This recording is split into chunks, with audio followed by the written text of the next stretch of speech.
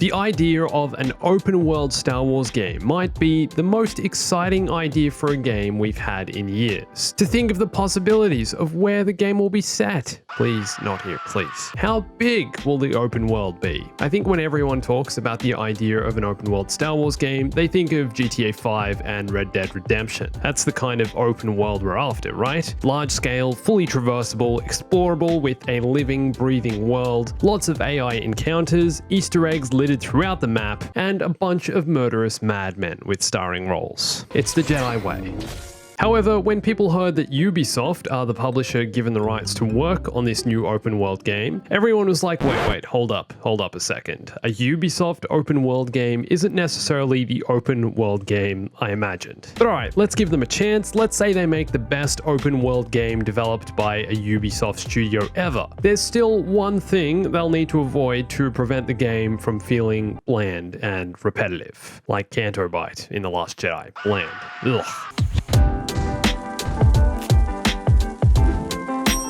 So Ubisoft are probably most well known for developing the open world Assassin's Creed games, of which there are now 12 main Assassin's Creed games. Man, wow, that's a lot of games. I actually played the first one all the way back in 2007, and it was honestly a revelation. No, not this one, the first one. There was nothing else like it at the time. The way it allowed you to traverse the open world, go exploring, looking for secrets, the whole thing was great. Stabbing people in the throat, it's the Jedi way. But the new Star Wars open world game isn't being developed by the same people who built Assassin's Creed. The Assassin's Creed games are mainly developed by Ubisoft's Montreal studio, but the new Star Wars game is being made by Massive Entertainment, another Ubisoft studio who have only done some support work for a few Assassin's Creed games. Massive are the developers of The Division 1 and 2, which are multiplayer online-only RPG shooters, quite a different open world to a single-player Assassin's Creed game. Both of these games are set in large cities, New York and Washington, and from what I know, can look and feel repetitive at times. Like you're walking down the same street over and over again. Oh look, it's a city street. Oh look, another one, a city street. Oh, another one, a city street. Whoa, what's that? A street. Which is exactly what this new open world Star Wars game needs to avoid. But that might be a more difficult task than you think. Hey everyone, it's Andrew.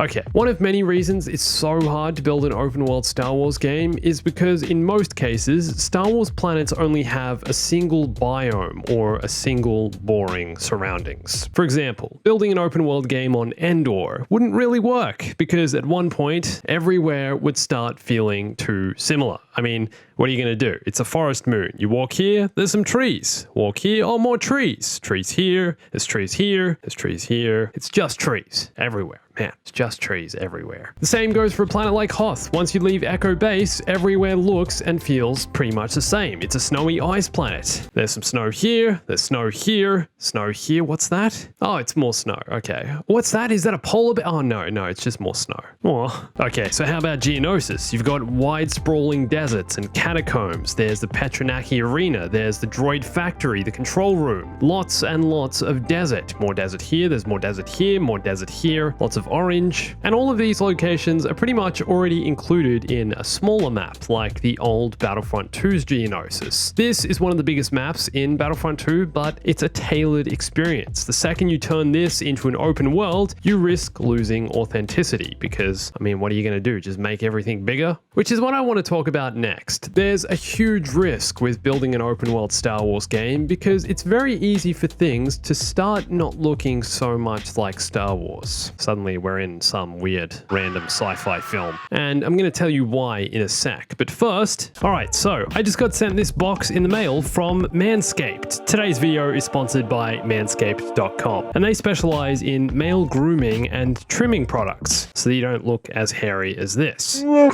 First of all, I was really impressed with how slick this kit looks. This is what they call the Perfect Package 3.0. So I open it up and bam, there's a deodorant, toner, underpants, and this baby right here, the Lawnmower 3.0, a waterproof cordless electric body trimmer that gets you from this to this.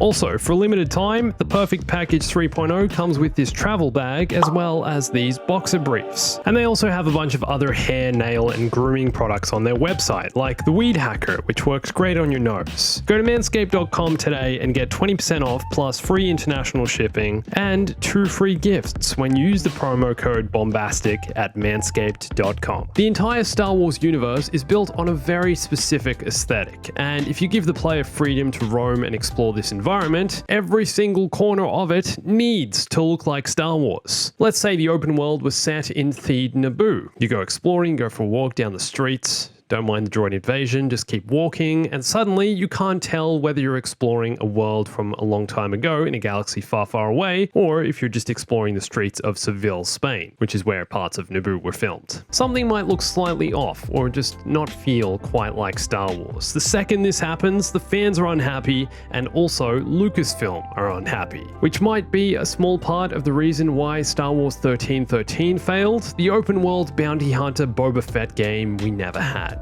Still, I cry every time. This game was going to be set on Coruscant, and I think that's part of the reason why it never got released, because maintaining Star Wars' authenticity on such a large scale became too challenging. The game was set in Coruscant's underground, level 1313, similar to where we saw Ahsoka in the forgettable arc of Clone Wars Season 7. Who even are these sisters? And the game allowed you to walk the underground streets of Coruscant, enter bars, nightclubs, see the shady dealings of the black market, listen to street music and DJs, and basically live on Coruscant. Of all planets and locations in Star Wars, Coruscant is actually one of the only locations I can think of where an open world game would be possible because of its city design. Much more detail and originality can be designed into dense city streets than a boring open desert where you got some sand here, there's more sand here, there's more sand here, there's sand everywhere. Anakin would hate it. But there's also a higher chance of getting something wrong, of losing the Star Wars feeling and making it feel like any old sci-fi city. What makes Coruscant uniquely Coruscant? You know, how would it look different from Deus Ex or Blade Runner or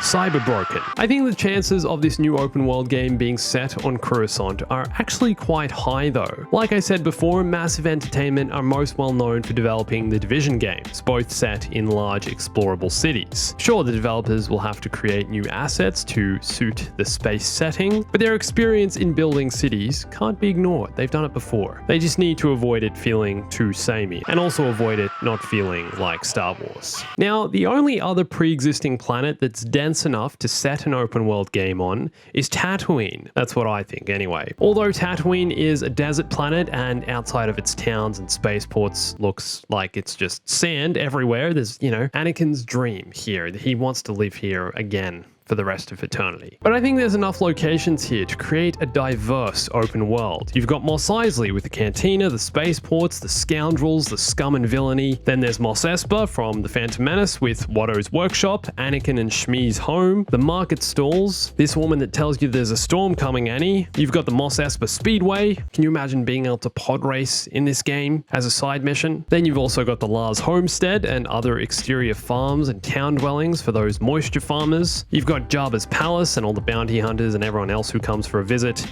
The Sarlacc pit, which could be an environmental hazard. The sail barges, you could grab one of these and go for a ride through the desert. Tusken raider camps and other environmental threats outside of the main locations. These could be scattered throughout the open world map. Random encounters. You've got the Jundland wastes with Jawas and sandcrawlers collecting and sorting scrap. You've got Mos Pelgo from The Mandalorian, a smaller off-map town, and then also other wild beasts and creatures. What if this open world game is a Book of Boba Fett tie-in set on Tatooine? There's a richness to Tatooine's environments and enough locations to make this a viable location for an open world game. What if it's like a Boba Fett flashback origin story where you see flashbacks to him with Jango and now he's trying to survive? Maybe this is after he fell in the Sarlacc pit and he's trying to get his armor back and all the other things between the Mandalorian and whatever else. There's so many possibilities within this era and within these characters. Let's be real, we all want the Boba Fett game. And I honestly don't think we'll be seeing multiple planets in this game. I think it'll be one location and you'll be on the ground most of the time. There won't be any space travel and you won't be jumping between worlds like in Jedi Fallen Order. Especially when it comes to open world, building one location is difficult enough. There's already so much here. I mean, we're probably not going to see this game released until like, 2030 at this rate, we'll see. But whichever planet they choose for the open world, it'll have to be a very strong setting setting for the game to work. Lucasfilm are meticulous with maintaining the feel of Star Wars, and they're not going to approve and release a game that doesn't achieve that feel. But to be fair, they did release the Canto Bight sequence, and man, this thing doesn't feel anything like Star Wars. To be real though, we're probably not going to see this game released until 2023 at the absolute earliest. I'd say it'd be even later, and it's likely there won't be any new details on it for quite some time. But I'd love to know where you guys think this new open world Star Wars game will be set. And what will it be about? Who will you play as? And for more on the latest in Star Wars gaming, you can watch one of these videos here, and follow me on Instagram, Twitter, and join my Discord for lots more Star Wars gaming, Star Wars news, Star Wars memes, and more. And thanks for watching this. My name's Andrew. I'll catch you soon.